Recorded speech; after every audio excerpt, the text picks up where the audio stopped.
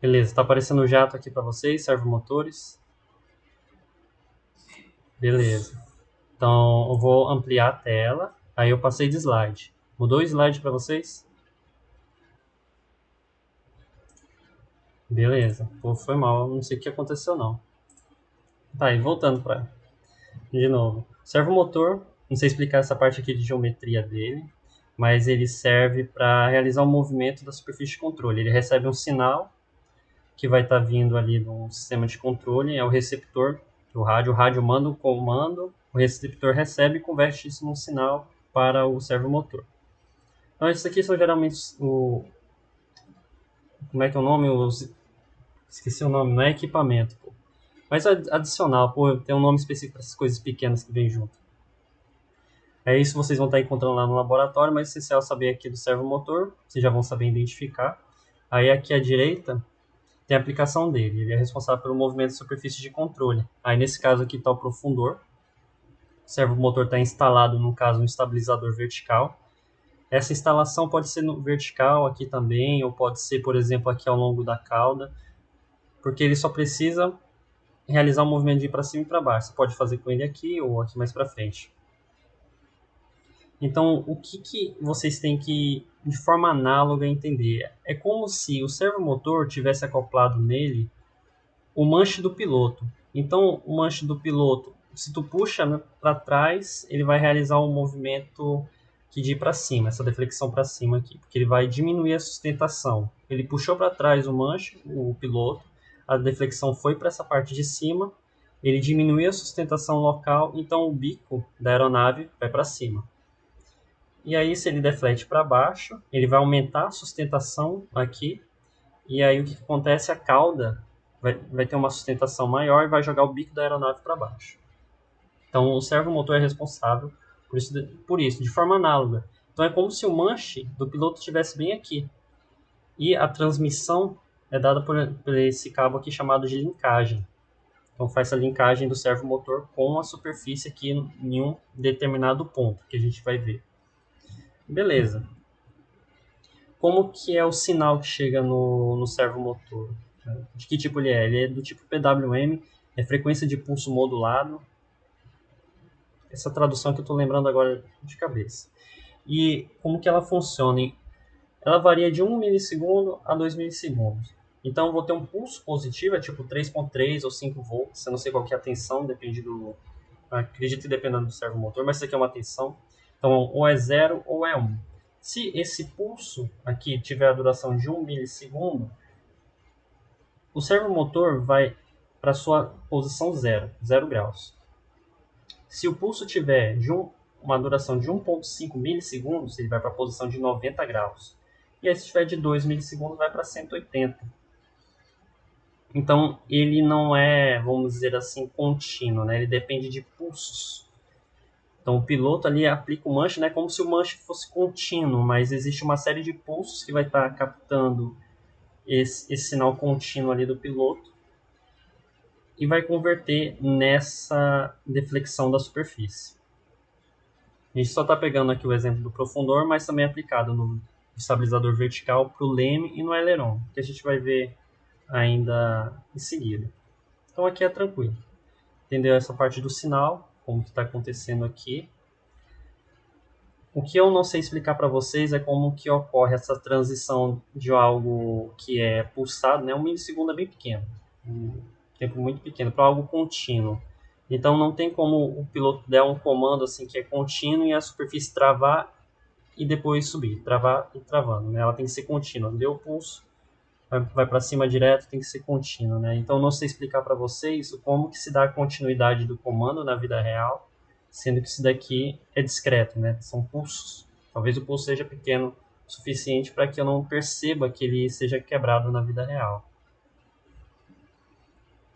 Aqui é um modelo mecânico e matemático que a gente pode usar para entender. E aqui à direita tem a imagem do sistema que a gente viu. Então, essa alavanca aqui é o manche do piloto. Só que de forma análoga vocês vão ver que é o servomotor em si. E aqui nós temos a linkagem e aqui o ponto de fixação na superfície de controle. E como eu expliquei para vocês, a força aqui é aplicada no manche para trás, né, na direção do corpo do piloto, vai gerar uma resposta aqui, vai ser uma deflexão para cima. Tem um ΔE aqui, esse delta é de deflexão e E de elevator, pro fundor. Então ele gera uma deflexão, vai para cima aqui. Como ele está puxando para trás, o bico da aeronave vai para frente, porque a sustentação aqui diminui. A sustentação aumenta quando essa região aqui, a região, na verdade a superfície de controle toda aumenta, quando o ângulo de ataque dela em relação ao vento, né, o vento está vindo daqui, da esquerda para a direita. Então, quanto mais esse bico estiver inclinado para cima em relação ao vento, maior vai ser a sustentação. Como inclinou para baixo, menor a sustentação. Como é menor a sustentação aqui, a asa mais à frente vai estar gerando a maior quantidade de sustentação. E aí o bico vai para cima. Existem essas equações aqui, eu só estou apresentando, mas não é preocupação da parte de elétrica, mas existe como forma de você calcular. E é uma bronca, assim, principalmente para aeronaves maiores. Para o aerodesign é uma bronca assim, um pouco mais multidisciplinar e entra aeroelasticidade. Mas eu não vou entrar nisso daqui, porque existe um momento que é gerado aqui, à direita, então ele está em determinado ponto aqui, existe um momento mecânico devido a essa força aplicada. Esse momento ele é contrabalanceado com as forças aerodinâmicas aqui que também geram um momento. Então tem meio que uma quebra assim, de inércia. Então, a deflexão da superfície tem que gerar um momento que quebre os momentos aerodinâmicos aqui. E no momento que ocorre esse conflito de momento, pode ter um fenômeno aeroelástico. E aí que entra a problemática, que, pô, será que o meu servo está gerando torque suficiente para superar as forças aerodinâmicas e não gerar um efeito aeroelástico? Então, essa é uma complicação de projeto. Mas, geralmente, superdimensiona um servo, não é correto, mas por segurança, você calcula lá, vê que é melhor colocar uma quantidade de quilos maior e aí sobrepõe o valor. Então, da forma como está hoje, geralmente é superestimado. E aqui tem os demais valores que estão dentro aqui dessa equação. Como que funciona esse dimensionamento aqui do servomotores? Ele é feito de forma integrada entre a área de estruturas, projeção e cargas. Vou começar aqui pelo cargas. Primeiro, o que acontece? Cargas vai receber todos os dados geométricos e aerodinâmicos da superfície de controle, tipo estabilizador horizontal, vertical, asa, aileron, leme, profundor, e eles vão calcular a carga atuante de cada uma dessas superfícies. E essas cargas são calculadas para as condições mais críticas de voo. O leme, por exemplo, é dimensionado para a intensidade de vento cruzado. Então, o avião está pousando e ocorre um vento cruzado mesmo, em 90 graus, em relação à direção da pista, e esse vento vai empurrar a aeronave tipo, para a esquerda ou para a direita. O leme tem que ter autoridade de voo suficiente para superar essa força e momento adicional gerado por esse vento cruzado. Então, isso é uma condição crítica para cargas. Para o profundor é a decolagem, porque você está com uma velocidade baixa, uma quantidade grande de carga. E para o aileron, ele não entra em cargas, propriamente essa análise de condição mais crítica. Entra em controle na hora que a gente dimensiona o aileron e tem como requisito que a deflexão conjunta do aileron da esquerda e da direita tem que atingir um ângulo de inclinação, né? A aeronave inclina. Então, eles são dimensionados para condições críticas. Cargas vai um pouquinho mais acima, falo mais em termos de controle. E aí, o que acontece? Beleza, eu tenho uma carga aqui, isso daqui eu passo para a área de estruturas. Estruturas vai ter a complicação de posicionar o servomotor, vai dar uma posição ali que seja viável estruturalmente. Então eles têm que se preocupar com isso. Onde que eu vou colocar meu servomotor sem que haja complicação estrutural? Eles que respondem essa pergunta. Eles vão dar uma margem também de se dá para colocar mais para frente, mais para trás, servomotor, dá para colocar num ponto, no outro. E aí isso daqui chega na área de projeção. Projeção vai ter que lidar com dois fatores. Primeiro, essa parte aqui do posicionamento e também do torque. O torque é calculado aqui por cargas, então teria uma setinha também que deveria vir para cá.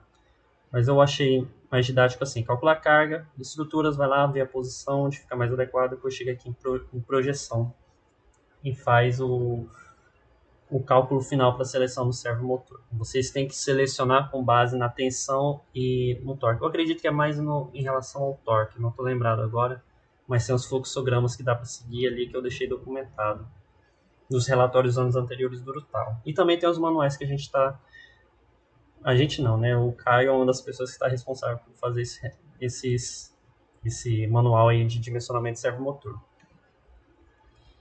Na, agora, assim, a gente entra na parte da implementação. Eu não tenho aqui uma foto da aeronave do Urutau com os servomotores instalados. Então, tem aqui a planta elétrica da aeronave, por parte da instalação dos servomotores. Então, aqui à esquerda, vamos ignorar esse AH aqui, que é uma especificação de onde está a câmera. Eu vou pular para esse AC1/5.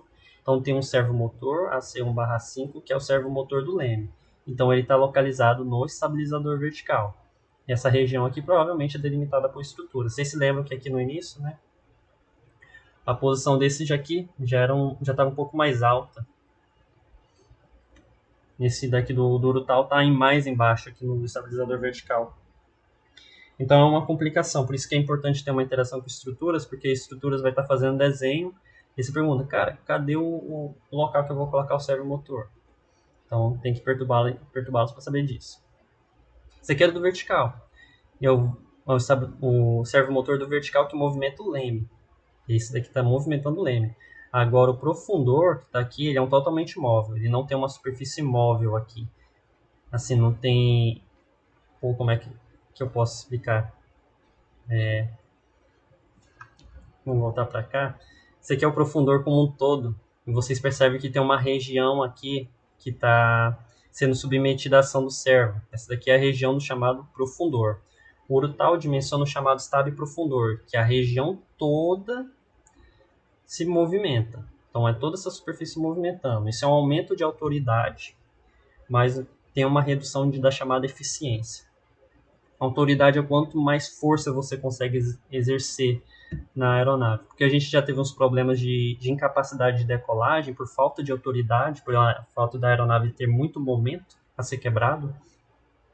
E acaba que o Urutau segue esse dimensionamento aqui. Isso é problema de estruturas, estabilidade e controle também.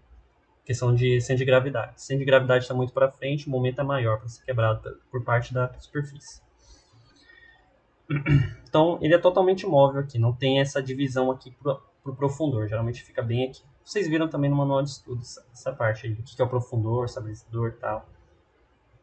Aqui tem um receptor, o receptor envia os sinais ao longo da estrutura, então você tem um sinal sendo encaminhado aqui pela linha vermelha para o profundor e o sinal é encaminhado aqui ao longo da envergadura.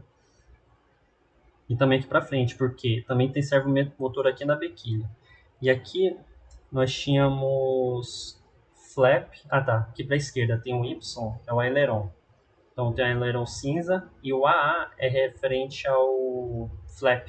Então tinha flap e aileron nessa aeronave aqui. Então tem servo para um, servo para outro, e isso se reflete aqui na direita, né? Para o flap e para o aileron. O servomotor responsável por essa deflexão. E aqui na frente, vou focar aqui na bequilha. A bequilha aqui também necessita de um servomotor para estar fazendo a movimentação, né? O controle em solo. E aqui tem outros pontos que são tubo de pitot para detecção da diferença de pressão e cálculo da velocidade. E é especificado aqui somente esses pontos. Mas aqui a gente identifica todos os pontos que a gente tem que instalar um servomotor para que ele atue no controle, servomotores que vão atuar no controle da aeronave. Aí aqui à direita está o diagrama. A gente tem um receptor, está sempre enviando para todos os pontos. Então, o servomotor do leme, profundor, aileron, que eu já tinha comentado. E esse receptor aqui tem um chamado voltwatch, vocês já tiveram contato. O voltwatch tem que estar visível e vai estar monitorando a bateria do receptor aqui. Bom, por esse esquema, não lembro certo no regulamento qual é a especificação do que o voltwatch tem que medir como um todo. Também tem uma chave liga e desliga e o pack de baterias aqui. Acho que a ligação de como isso daqui deve ser feito está melhor lá no manual de boas práticas. Isso daqui à direita é só um esquemático aqui de uma aeronave antiga até do Urutau 2014 que eu consegui encontrar. Então, isso daqui tem que se apresentar no relatório, mas é tranquilo, é um servomotor A conectado no receptor, B, C, D. Foi um diagrama que é importante de estar sendo apresentado. E aí também tem como colocar aqui de uma forma mais detalhada também como se dá essa ligação da chave do pack de baterias também e do voltwatch, para que o voltbot esteja ali monitorando a tensão na bateria. No Urutau vocês vão encontrar aqui à esquerda esses servomotores aqui da Salvox. Tive tempo aqui de estar indo lá e tirar essas fotos para mostrar para vocês. Aqui, como eu mencionei anteriormente, é uma das regiões de fixação. Isso daqui é na asa. Então tá meio acabado assim, porque competição é complicado e às vezes a gente tem que improvisar algumas coisas, tá? Até durante a construção. E se eu não me engano, isso aqui foi um problema de posicionamento. Porque o que acontece? Vocês veem que isso aqui não está bem correto. É como se tivesse um pedaço de madeira que estivesse colado aqui. Eu acredito que ele esteja colado. E aí eles parafusam esse ponto aqui nesses suportes. Então, tanto à esquerda quanto à direita. Então não está bem correto o que está sendo feito aqui. Oi.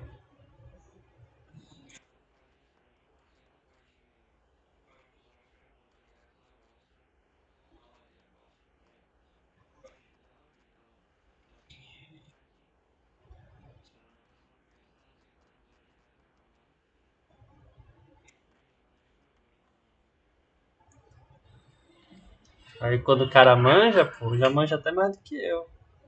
Não sabia disso não, pô. É no manual de... É? Pois é, então esses bisus aí são importantes, ó. Não sabia não. Então tá correto, de certa forma. Tava dizendo que não tava. Beleza, então é uma prática que vocês já sabem que tem que ocorrer, né? Então se o pessoal de estruturas não previu isso daí, eles não leram o manual de boas práticas, assim como o Caio.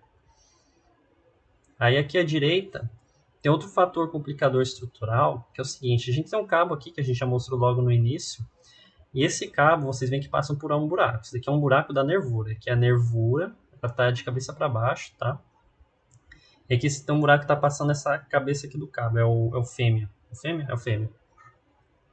E uma das preocupações de projeção elétrica é chegar e falar para as estruturas, ó, o tamanho do meu fêmea é X por Y.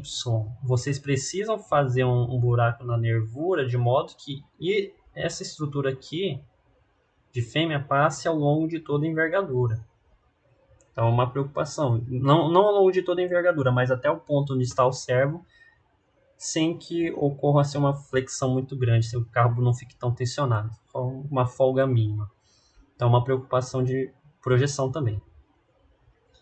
E aqui embaixo está a linkagem, que seria análogo. Vou voltar para cá. Aqui. A linkagem que eu mostrei ali é justamente esse ponto, que está entre... Aqui, ó. Só que aquele ali é o chamado Bowlink. Então esse aqui é só um negócio de fio, tipo um fio de cobre meio torto, tá? Esse aqui tá mal feito. Esse daqui é tipo o profissional, que tem que ser feito assim da melhor forma possível. Então vocês percebem que aqui na ponta eles têm tipo uma esferinha aqui que impede que a superfície entorte. Eu não sei explicar muito bem a complicação mecânica se isso daqui não for desse jeito, né? Então você consegue pegar isso daqui e deslocar esse ferrinho um pouco para o lado, para o outro, porque é uma esfera que está aqui dentro. E aí, se você tem isso daqui totalmente rígido, né, sem deslocamento, parece ter uns complicativos. O Rodrigo que sabe explicar. Mas é interessante. Então isso daqui... Ah, eu vacilei. Faltou só a parte de... Ah, tá aqui. Eu mostrei o servo, né, a linkagem, o ponto de fixação. Pô, tá bem aqui. Vocês conseguem ver que tem um pretinho aqui. Ele tem um furo. Nesse furo aqui passa, se eu não me engano, é essa parte dourada pro outro lado. E aí ele faz a linkagem do servomotor, né? A linkagem, servomotor e a superfície de controle. Então isso daqui, eu não me lembro o nome desse ponto aqui também. Mas é ele quem faz a ligação estrutural do servomotor através da linkagem com essa posição aqui. Então, a superfície vai para frente e para trás. Isso daqui, inclusive, é de fibra de carbono. Quem comprou foi o Rodrigues, que é o nível mais profissional que tem. Eu acredito que seja, né? Porque é totalmente fibrado, assim, você pega um negócio bem duro, e resistente e leve. Então é bem bacana. E aí eu vou comentar aqui como que se dá esse processo, vocês não tem que se preocupar agora, de dimensionamento e teste. Cálculo na carga atuante na superfície é dado por cargas, e aí eles fazem o cálculo do torque, O torque tem que ser calculado em função dessa distância entre o servomotor e o ponto de deflexão aqui. Então eles calculam esse torque também. A partir disso vai ser determinado os quilos que o servo vai ter que ser capaz de gerar.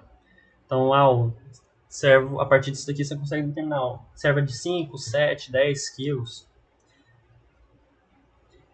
Eu não tenho certeza. Eu não sei se o torque e o quilograma do servo já são dados por cargas ou eles só dão o torque. Não lembro. Mas, de certeza, a partir daqui desse ponto, quando você tiver o KG, você vai conseguir determinar os parâmetros elétricos do servomotor. Então, vai ser questão de tensão, potência, qualquer outro parâmetro que seja necessário ali para fazer o dimensionamento. Então, aqui que se dá o dimensionamento por parte da elétrica efetivamente. Pode ser que algum desses pontos possa ser feito tirando o cálculo da carga, mas a partir do cálculo do torque pode ser que seja feito por projeção. Então, esse daqui eu me preocupei também e vai constar lá no manual, conforme for desenvolvendo, né? Mas eu não sei se vocês vão ter contato já com o manual. Então, beleza. Fiz a delimitação dos parâmetros elétricos, posso selecionar o servomotor. Vocês vão ter contato com os fabricantes principais. O último resumo que o Caio fez, penúltimo, né, Caio, que tem os principais fabricantes. Só não tem esse novo aqui, que foi o Rodrigo que trouxe, que é o Savox.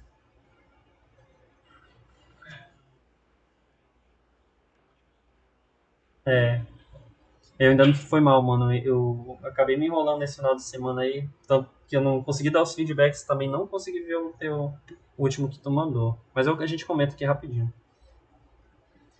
Aí beleza, selecionei o servo, tem um tensão, parâmetros elétricos, vou selecionar a bateria, não tem bronca aqui. Eu acredito que não tenha bronca, né? Porque você já tem todos os parâmetros elétricos, a não sei que tu vai comprar alguma coisa que não esteja dentro do especificado a partir dos teus cálculos, né? Tu vai superdimensionar a bateria ou dimensionar uma bateria menor do que tu calculou. Depois é feita a compra, né? A compra é importante você sempre ter a ideia de que comprar. A compra tem um fator absurdo no projeto, porque você tem que saber o seguinte: até que ponto eu posso comprar um negócio que vai demorar, sei lá, 2 meses para chegar? E tipo, pô, vale a pena esperar 2 meses? Será que eu tenho tempo para esperar 2 meses? Então a compra é um negócio bem complicado. Você sempre tem que ter um plano A e B. Por exemplo, plano A é algo do tipo, não tenho carga e eu já estou no mês em que eu tenho que fazer a compra. Então, tipo assim, eu não fiz cálculo nenhum e se passar dessa data aqui, cada dia de atraso pode implicar na construção. Então, sempre tem um plano A e um plano B. Plano A, calculou tudo certo, pediu antes da semana crítica. Beleza. Chegou na semana crítica, não tem os valores, aí você tem que fazer a compra daquilo superdimensionado. Então, é sempre bom ter esses sites, né? Por mais que seja correto fazer do jeito mais certo possível, vai ter um momento que o projeto vai ter que andar, mesmo sem aquilo devidamente calculado. Vai ter que andar com o superdimensionado e fica para a próxima. Comprou, chegou, tem que testar o torque, ver se aquilo que tu calculou está sendo gerado com base na bateria. Então tem que validar isso daqui, você vai lá, testa, registra. Pô, beleza, tá gerando o torque necessário, tranquilo, para a quantidade de quilos. Então tem uns TCC não, pô. Como é que é o nome? Tem uns artigos que dão esses testes aqui de torque, explicando quem estava responsável por fazer esse estudo de teste de torque era a Luma. E os testes são necessários, só que era uma atividade mais prática e agora eu acho que tá com o Caio. É, tá com o Caio. É isso? Não, é inventário por enquanto. Beleza. Depois aqui, teste de torque. Eu verifiquei que meu servomotor está gerando o torque necessário. Eu vou fazer teste de descarga da bateria. Eu quero saber em quanto tempo minha bateria vai chegar numa carga mínima, enquanto eu estou defletindo a minha superfície nos valores mais altos e mais baixos durante o tempo máximo de duração de voo. Então o voo vai demorar 5 minutos. Quando vou ficar defletindo esse negócio aqui em deflexões críticas para ver o quanto que minha bateria vai aguentar.